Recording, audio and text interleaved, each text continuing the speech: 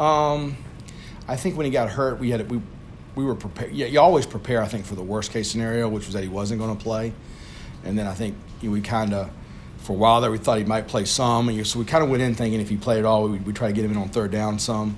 So I don't think it affected us a lot. I mean, obviously Jason's a really good player, but I thought Zach and Ray battled pretty good in there, honestly, when they were in there. Wake Forest did a good job of not allowing a lot of one-on-one pass rush opportunities. So I don't know how much it would have made a big difference, really. Jay, what was Eli doing that's maybe a little bit different than what Scott did offensively? Say that again? What was Eli doing that's a little bit different than what Scott did? So I think Eli's running his offense, which is really good. I mean, I think that it's that it's what he did at NC State. I mean, you can watch it and pretty much put it together. It's a little bit hard to tell because I don't think they've been super challenged the first two games. I thought Charlotte did a good job battling at the end, but the first game they could kind of just hand the ball off and have a lot of success. So I think we've told our kids already we've got to be prepared for a lot more offense than is on film, and I think that's going to be the challenge. So we're watching a lot of NC State film, and then applying it to their personnel and seeing where we think that the two things mesh.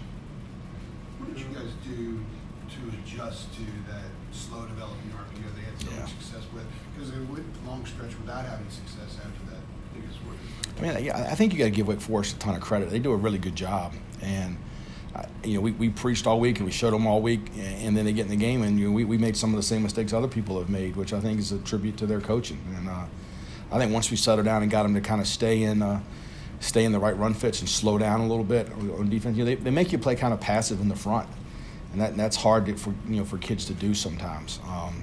But I thought once we sat down, and then I think we kind of got into some calls that kind of cleaned the picture up a little bit for our linebackers, and that made it a little bit easier too. Did you guys cover better as well in the second half? I thought, obviously the 52-yard touchdown, we didn't cover anybody, so we covered better after that. But I thought we were in good shape on a lot of those throws were really, really contested throws, and they made good catches. I knew going in they were going to bang a couple of those. I got a lot of respect for that quarterback and for Sage. So I think going in, we knew that was going to happen a couple of times, and I wish it hadn't happened on the 3rd and 13. But I think we knew there's probably about 4 or 5 times in that game it was one-on-one throws, and they won a couple and we won a couple. And I kind of thought that going in. I thought if we could stop the run and then end up 50-50 on those throws, we'd have a chance to win the game. How much does the return of Sutton change their offense this week? He's a really talented kid. I think Hennigan 5 is really talented. So I think it gives you, anytime you get two receivers that are on both sides that are both really talented guys, that are both bigger guys, it gives you some concern. Obviously when you're watching him, in our off-season study last year, from the summer, I think he's a really talented kid, ACC player, I think. So, wish he maybe sat out one more week. Do you feel like Greg and Trey, and maybe even Storm, came out of this game optimistic and not as discouraged? Because just like you said, there were contestants. Yeah, Trey Morrison. I told them before the game, look, we're going to play press man, and you're going to get beat once or twice, and you're going to have to make plays once or twice, and that's I think how the game went. I think the story of the game was us giving up a 52-yard touchdown on an unbalanced check. So I think if we don't give that up, I think we're in a much better situation at the end of the game. So I got a ton of confidence in Trey. I thought Greg played really well, and they took a couple shots at him. He played really well. So I have a lot of confidence in those kids. What depth are you trying to build at corner? Where's some guys you see stepping up? Yeah, it's interesting right now. We've got 2 scout team corners that I think would start for a lot of people. So I think a year from now, you get Bryce, who started 14 games at Virginia Tech, and you get Kyler, who I think was top 100 kid in the country, or 150 kid in the country, who are both, I think, really talented. And then a year from now, you get Patrice back from an injury. All of a sudden it becomes a much different conversation. All of a sudden it becomes, boy, who's not going to play, which is as a coach is a great situation. So, I'm very confident moving forward. I think our secondary. I think Don Chapman and Cam Kelly are 2 young safeties who are going to be dynamite players.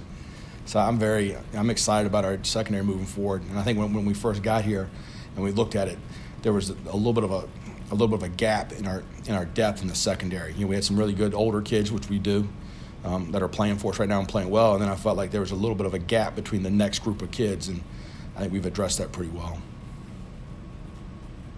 Are Chaz and Jeremiah kind of, I know they've been on different courses, but are they progressing at about the rate that you're satisfied with?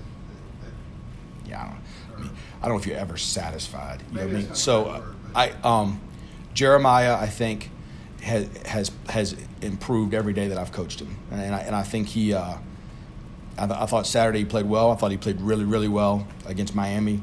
You know, I think, you know, Coach Thigpen, you know, Tommy Thigpen and I talked about him on Sunday. Like I feel very confident when he's out there that we're going to be in the right call, that things that the opponent is doing that we've identified as a tendency or as a rule breaker or whatever, he's going to identify those for the defense. You know, he's a really bright kid, and I think his future is really, really bright.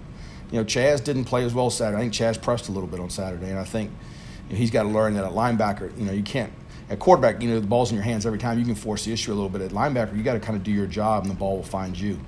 And I think once he settled down in the second half, you know, our run defense got a little better because of that. So now it's just a matter – you know, Chaz is still fundamentally improving as a linebacker, but he is super talented.